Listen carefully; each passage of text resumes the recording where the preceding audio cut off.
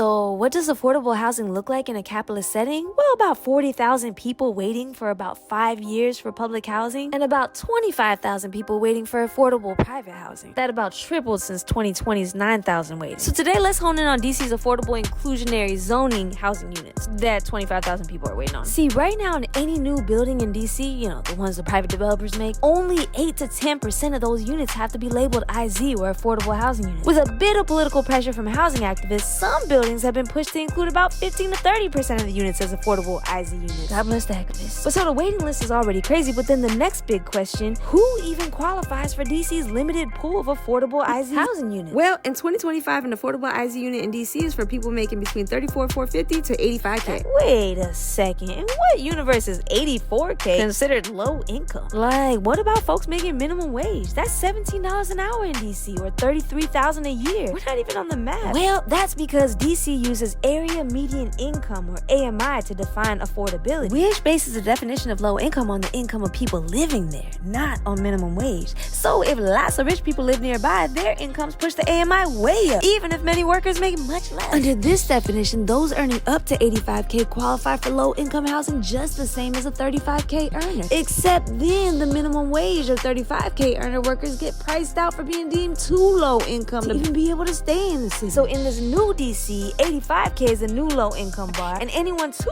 far below this, well, doesn't belong in the city. And that bar gets higher and higher as the rich keep getting richer and richer and more drawn to move to DC, thus displacing or pushing out actual low income residents who usher in higher income people like well into six figures and even far more, making DC a city for the rich and the super rich. And this, friends, is all how that magical word called gentrification works, which works out perfectly for those private developers and their huge private equity loans that they have to pay off. See how it all comes together? So what do you think about basing affordable housing on AMI? Should we continue to do that, or should we base it on the city's minimum wage? And who decided that in the first place? How are these politicians just pull this huge wool over our eyes? See how capitalism works.